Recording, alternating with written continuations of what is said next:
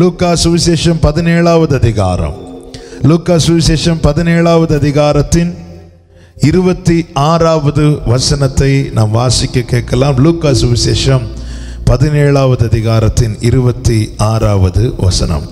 நோவாவின் நாட்களில் நடந்தது போல மனுஷகுமாரனுடைய நாட்களிலும் நடக்கும். கர்த்தருடைய பரிசுத்த நாமத்திற்கு மகிமை உண்டாவதாக. கடந்த நாளிலே பரிசுத்த ஆவியானவர் அநேக காரியங்களை சிந்தித்து செவித்து கொண்டிருந்த போது இந்த வார்த்தையை கொண்டு ஆண்டவர் பேச ஆரம்பித்தார். நோவாவின் நாட்களிலே நடந்தது போல மனுஷகுமாரனுடைய நாட்களிலும் நடக்கும். மத்தேயு 24வது அதிகாரம் மற்றும் மற்ற சுவிசேஷங்கள் கடைசியில் ஆண்டவராக இயேசு கிறிஸ்து கடைசி நாட்களின் அடையாளங்கள் என பேசுவதை பார்க்கும்போது இவைகளெல்லாம் சம்பவிக்க வேண்டியதே என்று சொல்லுவார். ஆமென். கடைசி நாட்களின் அடையாளங்கள் தான் நடந்து கொண்டிருக்கிறது. ஒவ்வொன்றாய சொல்லிவிட்டு ஆண்டவர் சொல்லுகிற ஒரு வார்த்தை உண்டு, இவைகளெல்லாம் வேதனைக்கு ஆரம்பம். வேதனைக்கு ஆரம்பம். ஆனால் உண்மையிலே இந்த ஆரம்பத்தையே நம்மால தாங்க முடியவில்லை. அதுதான் உண்மை. ஆரம்பத்தையே தாங்க முடியவில்லை.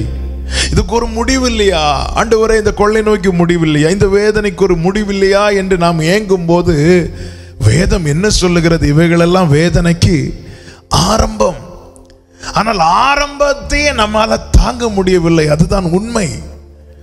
ஆமென். ஆண்டவர் அப்படின்னா சொல்யூஷன் என்ன ஆண்டவரே என்ற ஆண்டவர் சமூகத்தில் ஆமென் வேதனையோடு கேட்டுக்கொண்டிருந்த போதுதான் கர்த்தருடைய ஆவியானவர் பேச ஆரம்பித்தார். ஆண்டவர் நினைவுபடுத்தினார். இயேசு கிறிஸ்து சொன்ன வார்த்தை நினைவுபடுத்தினார். என்ன? நோவாவின் நாட்களில் நடந்தது போல மனுஷகுமாரனுடைய நாட்களிலும் நடக்கும். நல்ல கவனமா கேளுங்க. கர்த்தர் நம்மோடு கூட பேசுவாராக. நோவாவின் நாட்களிலே நடந்தது போல. நோவாவின் நாட்களிலே நடந்த காரியம் என்ன? 27வது வசனத்தை வாசியுங்கள். அது லூக்கா 17:27. நோவா பேழைக்குள் பிரவேசித்த நாள் வரைக்கும் ஜனங்கள் புசித்து குடித்தார்கள். பெண் கொண்டு கொடுத்தார்கள். ஜலப்பிரளயம் வந்து எல்லாரையும் அழித்து போட்டது. நல்ல கவனிங்க. நோவா பேழைக்குள்ள பிரவேசித்த நாள் வரைக்கும் ஜலப்பிரளயம் வரல. கர்த்தர் கடந்த நாளில உணர்த்தின காரியம் இதுதான். எப்போ அழிவு வர ஆரம்பிச்சது, எப்போ பிரச்சனை வர ஆரம்பிச்சது தெரியுமா? நோவா பேழைக்குள்ள பிரவேசித்த பிறகு. நோவா பேழைக்குள்ள பிரவேசிக்கும் மட்டும் தேசத்துக்கு வர வேண்டிய அழிவு நிறுத்தப்பட்டது. ஆமென். நோவா பேழைக்குள்ள பிரவேசிக்கும் மட்டும் தேசத்துக்கு வர வேண்டிய அழிவு, அந்த ஜலப்பிரளயம் நிறுத்தப்பட்டது, நிறுத்தி வைக்கப்பட்டது. நோவாவின் நாட்களில் நடந்தது போலவே நடக்கும். என கேட்கிற அன்பு சகோதரா சகோதரி, நோவா இந்த பூமியிலே வாழ்ந்த நாள் மட்டும், அதாவது அவன் பேழைக்குள்ளே பிரவேசிக்கும் நாள் மட்டும் ஜனங்கள் மனம் திரும்பும்படியாய் ஜனத்துக்கு தேவ கிருபை கொடுக்கப்பட்டு கொண்டே இருந்தது. எப்பொழுது நோவா பேழைக்குள்ளே பிரவேசித்தானோ, எப்பொழுது அந்த பேழையின் வாசல் அடைக்கப்பட்டதோ, அப்பொழுது கிருபையின் வாசல் அடைக்கப்பட்டு ஜலப்பிரளயம் தேசத்துக்கு வந்தது. இந்த கடைசி நாட்களிலே இந்த காரியங்கள் சம்பவிக்க வேண்டியது என்று சொல்லிவிட்டு ஆண்டவராக இயேசு கிறிஸ்து ஒரு வார்த்தை கூட சொல்லுவார். ஆனாலும் தெரிந்து கொள்ளப்பட்டவர்கள் நிமித்தமாய் அந்த நாட்கள் குறைக்கப்படும். ஆமென். ஆமென். நோவாவின் நாட்களில் நடந்தது போல நடக்கும் என நோவாவின் பெயரை சொல்ல காரணம் என்ன? சபையே புரிந்துகொள். ஆமென். ஜனம் அறியாமலும் உணராமலும் இருக்கிறார்கள். ஆனால் சபை ஒன்றை புரிந்து கொள்ள வேண்டும். சபை இந்த பூமியிலே நிற்கும் மட்டும் தேவ கிருபை கிடைக்கும். நோவா பேழைக்குள்ள பிரவேசிக்கு மட்டும் ஜலப்பிரளயம் வரல. அந்த நோவாவின் நிமித்தம் அந்த ஜனங்களும் காக்கப்பட்டு கொண்டுதான் இருந்தார்கள். எனவேதான் ஆபிரகாம் ஆண்டவரை பார்த்து ஜெபிக்கும் போது கேட்கிறான், ஆண்டவரே 10 நீதிமான் இருந்து அழிப்பீர் ஆண்டவர். ஆண்டவர் சொன்னார், நான் அழிக்க மாட்டேன் என்று. அழிக்க மாட்டேன் என்று. ஹல்லேலூயா. அப்ப நோவா அந்த பூமியிலே வாழ்ந்தது நிமித்தம் பேழைக்குள்ளே போவதற்கு முன்னாக மட்டும் அந்த ஜனத்துக்கு கிருபை கிடைத்து கொண்டுதான் இருக்கிறது. வேதம் சொல்லுகிறது, கர்த்தருக்கு மகிமை உண்டாவதாக. ஏசாயா 57வது அதிகாரம் 1வது வசனத்தை வாசிக்க கேட்கலாம். ஏசாயா 57:1. நீதிமான் மடிந்து போகிறான், நீதிமான் மடிந்து போகிறான், ஒருவரும் அதை மனதில் வைக்கிறது இல்லை, ஒருவனும் அதை மனதில் வைக்கிறது இல்லை. புத்திமான்கள் எடுத்துக்கொள்ளப்படுகிறார்கள், புத்திமான்கள் எடுத்துக்கொள்ளப்படுகிறார்கள். ஆனாலும் தீங்கு வராததற்கு முன்னே நீதிமான் எடுத்துக்கொள்ளப்படுகிறான் என்பதை சிந்திப்பார் இல்லை. நன்றாய் தெரிந்த பழகின வசனங்கள். ஆனாலும் அதிகமா இந்த வசனம் எங்கே பேசப்படும் தெரியுமா? மரண வீடுகளிலே பேசப்படும். ஆனால் இதை நாம் உண்மையாகவே சிந்திக்கிறதில்லை, புரிகிறதில்லை. ஒருத்தங்க மரிக்கும் போது ஆமென் இந்த வார்த்தையெல்லாம் நமக்கு ஞாபகம் வரும். ஆனால் ஒன்றை புரிந்து கொள்ளுங்கள், நீதிமான் என்ன செய்கிறான்? மடிந்து போகிறானாம். ஆமென். புத்திமான்கள் எடுத்துக்கொள்ளப்படுகிறார்களாம், நீதிமான்கள் எடுத்துக்கொள்ளப்படுகிறார்கள். நம்முடைய பார்வையில் ஐயோ அவங்க மரிச்சிட்டாங்களே, இவங்க மரிச்சிட்டாங்களே. விசேஷமாய் கடந்த நாட்களிலே தினமும் கேட்கிற செய்திகளில் ஒன்று மரண செய்திகளை நாம கேட்கிறோம். ஆனா ரொம்ப வேதனையான காரியம் என்ன தெரியுமா? அநேக ஊழியர்களுடைய மரண செய்திகள் தான் உண்மையிலே ரொம்ப பாதிப்பை கொண்டு வந்திருக்கிறது. கடந்த 2 நாட்களுக்கு முன்பதாக ஒரு பாஸ்டர் பேசினார். அந்த ஒரே நாளில் மட்டும் 10 ஊழியர்கள் மரித்த செய்தியை சொன்னார். வேதனை. மிஷனரிகள். ஹல்லேலூயா. ஐயோ இதுதான் இவங்க மரிச்சிட்டாங்களே, இப்படி மடிந்து போகிறார்களே என்று மாத்திரமே இன்னைக்கு எல்லாரும் சிந்தித்துக் கொண்டிருக்கிறோமே தவிர, தீங்கு வராததற்கு முன்னே நீதிமான் எடுத்துக்கொள்ளப்படுகிறான் என்பதை சிந்திப்பார் இல்லை. அதன் அர்த்தம் என்ன? நோவா பேழைக்குள்ள என்னைக்கு போறானோ அதுக்கப்புறம் ஒரு பெரிய ஜல பிரளயம் வரப்போகிறது, அதன் பிறகு ஒரு பெரிய தீங்கு வரப்போகிறது. நோவா எடுத்துக்கொள்ளப்படும் போது, நோவா பேழைக்குள்ள போறானாலே அதுக்கு பிற்பாடு ஒரு பெரிய ஜல பிரளயம் வரப்போகிறது என்று அர்த்தம். நீதிமான் சேர்த்து கொள்ளப்படுகிறான் என்றாலே அதன் பிற்பாடு ஒரு பெரிய தீங்கு வரப்போகிறது என்று அர்த்தம். அப்படி என்றால் சபையே, இன்னைக்கு தேவன் நம்மை வைத்திருப்பதனுடைய நோக்கத்தையும் உத்தரவாதத்தையும் அறிந்து செயல்பட வேண்டாமா? பிலிப்பியருக்கு எழுதும் போது அப்போஸ்தலனாகிய பவுல் இப்படி ஒரு வார்த்தையை சொல்லுவார். பிலிப்பியர் 1வது அதிகாரம் அதனுடைய 23, 24 வசனங்களை வாசிக்க கேட்கலாம். பிலிப்பியர் 1வது அதிகாரத்தின் 23, 24 வசனங்கள். ஏனெனில் இவ்விரண்டினாலும் நான் நெருக்கப்படுகிறேன், தேகத்தை விட்டு பிரிந்து கிறிஸ்துவுடனே கூட இருக்க எனக்கு ஆசை உண்டு. அது அதிக நன்மையா இருக்கும். எஸ், ஒவ்வொருவருக்கும் நன்மை என்ன தெரியுமா? ரட்சிக்கப்பட்டவர்களுடைய நன்மை என்ன தெரியுமா? ரட்சிக்கப்பட்ட அந்த நேரத்திலேயே எப்படா இயேசுட்ட போய் இருக்கலாம் தான் எல்லாருக்கும் ஆசை இல்ல? ரட்சிக்கப்பட்டு இந்த பூமியில் நாம் வாழ்வதை காட்டிலும் ரட்சிக்கப்பட்ட பிறகு அவரோடு கூட இருப்போமானால் அதுதான் அதிக நன்மை. ஏன்னா இந்த பூமியில ரட்சிக்கப்பட்ட பிறகு என்னதான் அந்த சரீரத்தில் வாழ்ந்தாலும் வழி மாறி போவதற்கு வாய்ப்புகள் இருக்கிறது. ஆமென். திசை மாறி போவதற்கு வாய்ப்பு இருக்கிறது, கரைபடுவதற்கு வாய்ப்பு இருக்கிறது. ஆனால் ரட்சிக்கப்பட்டு அப்படியே அவரோடு போய் இருந்தோம்னா எந்த ஒரு டேமேஜ் ஆகிறதுக்கு வாய்ப்பே இல்லை. ஏன்னா அங்க சேஃப், அவர் கரத்துல நம்ம ஆமென் சேஃபா இருப்போம். அதுதான் பவுல் சொல்றாரு. ஆமென். அந்த வசனத்தை ஒரு விஷயம் கூட வாசியுங்கள். ஏனெனில் இவ்விரண்டினாலும் நான் நெருக்கப்படுகிறேன், தேகத்தை விட்டு பிரிந்து கிறிஸ்துவுடனே கூட இருக்க எனக்கு ஆசை உண்டு. அது அதிக நன்மையா இருக்கும். அப்படி இருந்தும் நான் சரீரத்தில் தரித்திருப்பது உங்களுக்கு அதிக அவசியம். நான் சரீரத்தில் தரித்திருப்பது உங்களுக்கு அதிக அவசியம். இதே வார்த்தையை என கேட்கிற ஒவ்வொரு விசுவாசிகளுக்கும் இயேசுவின் நாமத்திலே சொல்லுகிறேன். ஒன்றை புரிந்து கொள்ள வேண்டும். ஆமென். தேசத்தில் இப்படிப்பட்ட செய்திகள் கேட்கும் போது தேவன் நம்மை ஜீவனோடு வைத்திருக்க காரணம் என்ன? எத்தனை காலம் வைத்திருப்பார் என்று தெரியாது, எவ்வளவு காலம் வைத்திருப்பார் என்று தெரியாது. ஆனால் ஒன்றை புரிந்து கொள்ளுங்கள், நோவா ஆமென் பேழைக்குள் போக மட்டும் ஜலப்பிரளயம் வர தேவன் அனுமதிக்க மாட்டார். ஆமென். ஹல்லேலூயா.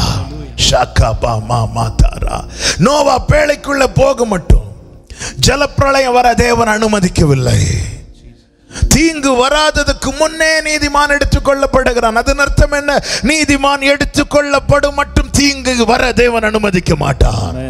லோத்தை சோதோமிலிருந்து வெளியே கொண்டு போகும் மட்டும் அந்த சோதோமுக்கு அழிவை வர தேவன் அனுமதிக்கவில்லை. என கேட்கிற அன்பு சகோதரா சகோதரி, அன்பு சபையே, நம்மை தேவன் தேசத்தில் வைத்திருப்பது ஆமென் மறைந்திருப்பதற்கல்ல, மலை மேல் இருக்கிற பட்டணம் போல வைத்திருக்கிறார். இந்த தேசம் காக்கப்பட, இந்த தேசம் விடுவிக்கப்பட, இந்த தேசத்துக்கு கிருபை கிடைக்க பண்ணப்பட. ஆமென் சொல்லுங்க பார்க்கலாம். ஆமென். தேகத்தை விட்டு பிரிந்த கிறிஸ்துவுடனே கூட போயிருக்க எனக்கு ஆசை உண்டு. அது அதிக நன்மையா இருக்கும். அப்படி இருந்தும் நான் சரீரத்தில் தரித்திருப்பது உங்களுக்கு அதிக அவசியமானபடியால் ஒவ்வொரு விசுவாசி இந்த வார்த்தையை வாசிக்கணும். ஒவ்வொரு ஊழியர்களும் இந்த வார்த்தையை வாசிக்கணும். சும்மா வாழ்ந்துட்டு போவதற்கல்ல ஆயுசு நாட்களை தருவது மற்றவர்களுக்கு அவசியத்துக்காக, தேசத்துக்கு அவசியத்துக்காக தேவன் ஆயுசை தந்திருக்கிறார். அந்த வார்த்தை நான் சரீரத்தில் தரித்திருப்பது உங்களுக்கு அதிக அவசியம்.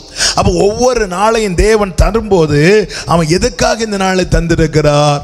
அவன் இதே பவுல் கொரிந்தியருக்கு எழுதும் போது சொல்லுகிறார். 2 கொரிந்தியர் 1வது அதிகாரம், கர்த்தருக்கு மகிமை உண்டாவதாக, 2 கொரிந்தியர் 1வது அதிகாரம் அதனுடைய ஆமென் 9-10 வசனங்களை வாசிக்க கேட்கலாம். நாங்கள் எங்கள் மேல் நம்பிக்கையாயிராமல் மரித்தோரை எழுப்புகிற தேவன் மேல் நம்பிக்கையாய் இருக்கத்தக்கதாக மரணம் வரும் என்று நாங்கள் எங்களுக்குள்ளே நிச்சயித்திருந்தோம். மரணம் வரும் நிச்சயித்திருந்தோம். எங்களுக்கு பலவீனங்கள், போராட்டங்கள், நெருக்கங்கள், சோதனைகளை பார்க்கும்போது மரணத்துக்கு ஏதுவானதுதான். அவ்வளவுதான்.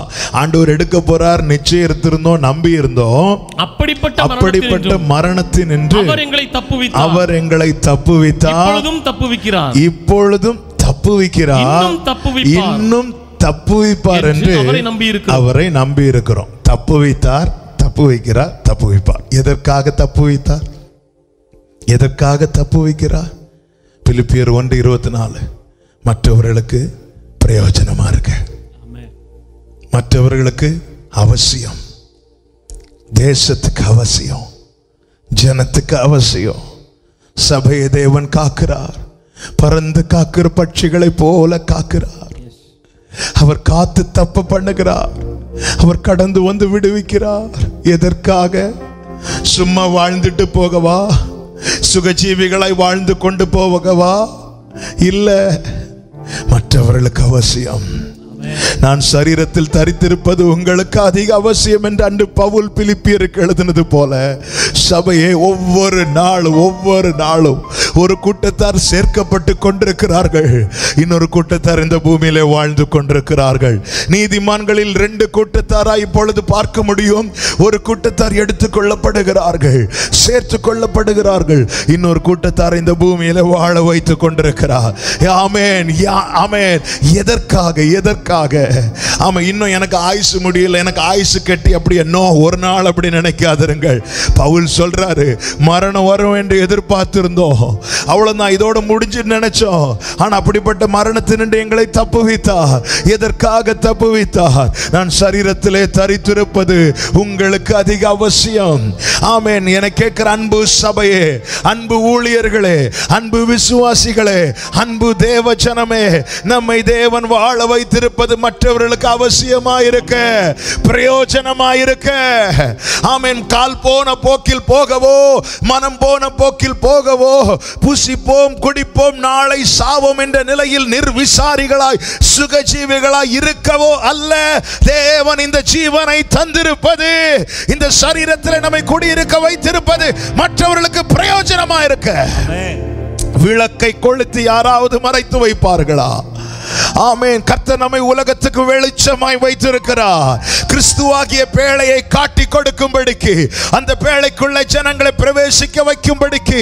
ஆமென். அன்று நோவாவின் நாட்களிலே நோவாவின் நிமித்தம், thank you Holy Spirit, ஷாகாரா பாலாரா, Noah இந்த பூமியில இருக்கு மட்டும் ஜலப்பிரளயம் வரவில்லை. நீங்க வேதத்தை பார்த்தீர்களானால் தெரியும். ஆதியாகமம் 6வது அதிகாரத்தில் இந்த சம்பவம் கொடுக்கப்பட்டிருப்பதை பார்க்க முடியும்.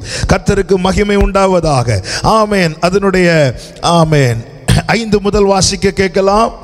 மனுஷனுடைய அக்கிரமம் பூமியிலே பெருகிறது என்றும் அவன் இருதயத்தின் நினைவுகளின் தோற்றம் எல்லாம் நித்தமும் பொல்லாததே என்றும் கர்த்தர் கண்டு தாம் பூமியிலே மனுஷனை உண்டாக்குனதற்காக கர்த்தர் மனஸ்தாபப்பட்டார். கர்த்தர் மனுஷனுடைய செயல், அவன் போற போக்கு, அவன் செய்கிற காரியங்கள் நிமித்தம் கர்த்தர் மனஸ்தாபப்பட்டார். இங்கே மனுஷனுடைய அக்கிரமத்தில் இங்கே பெரிதாய் சொல்லப்பட்டிருப்பது என்ன தெரியுமா? கர்த்தருக்கு மகிமை உண்டாவதாக. ஆமே, நீங்க அதுக்கு படிச்சீங்கன்னா தெரியும். 2வது வசனத்திலிருந்து பாருங்க, 1லிருந்து வாசிங்க. மனுஷர் பூமியின் மேல் பெருக துவக்கி அவர்களுக்கு குமாரத்திகள் பிறந்த போது தேவகுமாரர் மனுஷ குமாரத்திகளை அதிக சௌந்தரியம் உள்ளவர்கள் என்று கண்டு அவர்களுக்குள்ளே தங்களுக்கு பெண்களை தெரிந்து கொண்டார்கள். அவர்களுக்குள்ளே தங்களுக்கு பெண்களை தெரிந்து கொண்டார்கள் என்று சொல்லப்பட்டிருக்கிறது. ஆமென். இதை நான் புரியும்படி சொல்ல விரும்புகிறேன். ஆமென். சுயமா அவங்களுக்குள்ள அவங்க யோசனைகளின்படி நடக்க ஆரம்பிச்சிட்டாங்க. அவங்களுக்கு எது சரின்னு படுதோ அதை செய்ய ஆரம்பிச்சிட்டாங்க.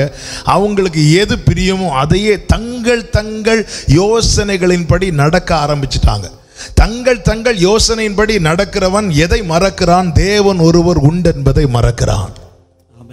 தேவன் ஒருவர் உண்டு என்பதை மறக்கிறான். சுயமா எனக்கு எது சரின்னு, சிலர் பாருங்க, எனக்கு எது சரின்னு தோணுதோ அதை நான் செய்வேன். அதன் அர்த்தம் என்ன? தனக்கு தானே தேவனாக்கி கொள்ளுகிறான். தன்னைத்தானே தனக்கு தேவனாக்கி கொள்ளுகிற நிலைதான் இது. சாத்தானுடைய தந்திரம். ஏதேன் தோட்டத்தில் அவன் அந்த பழத்தை புசிக்க வைக்க காரணம் என்ன? அவன் என்ன சொல்லி திணிக்கிறான்? இதை நீ புசிச்சேன்னா நீ தேவனை போல மாறிடுவ. என்ன வார்த்தை கேட்டிருக்கணும் இவங்க? நாங்க எங்க மாறணும்? எங்களுக்கு தேவன் இருக்கிறார்ல. அவன் என்ன, சாத்தானுடைய தந்திரம் என்ன? நீ அவரை போல மாறிட்டேன்னா உனக்கு எதுக்கு தேவன்? அவர் செய்யறதெல்லாம் நீ செய்யலாமே. அவரால் என்ன பண்ண முடியுமோ அது நீ பண்ணிடலாமே. அப்போ உனக்கு எதுக்கு தேவன்? தேவனை மறுதலிக்க வைக்கதான் பிசாசானவன் ஏதேன் தோட்டத்தில் தந்திரமாய் நுழைந்தான். தங்கள் யோசனைகளின்படி தங்களுக்கு எது சரின்னு தோணுதோ, தங்களுக்கு எது மனதுக்கும் மாம்சத்துக்கும் பிரியமா இருக்குதோ அதை செய்யும்படிக்கு ஆமென் அவர்கள் முற்பட்டார்கள். அதை செய்தார்கள், அதிலே பழகினார்கள். தேவனுக்கு இந்த காரியங்கள் மனஸ்தாபத்தை உண்டாக்கின போது தேவன் என்ன செய்கிறார்? 7வது வசனத்தை வாசியுங்கள். அப்பொழுது கர்த்தர், நான் சிருஷ்டித்த மனுஷனை பூமியின் மேல் வைக்காமல் மனுஷர் முதற்கொண்டு மிருகங்கள், ஊரும் பிராணிகள், ஆகாயத்து பறவைகள் பரியந்தமும் உண்டாயிருக்கிறவைகளை நிகிரகம் பண்ணுவேன். நான் இதை அழிக்க போகிறேன், நான் நிக்கிரகம் பண்ண போகிறேன், எனக்கு மனஸ்தாபமாய் இருக்கிறது, நான் நிக்கிரகம் பண்ண போகிறேன் ஆமென் என்று சொல்லிவிட்டு கர்த்தர் என்ன செய்கிறார்? அடுத்த வசனத்தை வாசிங்க. நோவாவுக்கோ கர்த்தருடைய கண்களில் கிருபை கிடைத்தது. கர்த்தருடைய கண்களில் கிருபை கிடைத்தது. நான் அழிக்க போறேன்னு சொல்லி தேவன் தம்முடைய கோபத்தை வெளிப்படுத்துவதற்கு முன்னமே நோவாவை பார்த்துட்டார்.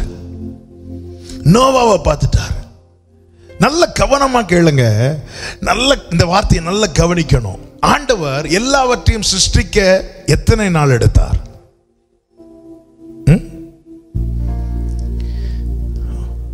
ஆதியிலே தேவன் வானத்தையும் பூமியையும் சிருஷ்டித்தார். முதல் நாள் என்ன படைச்சார்?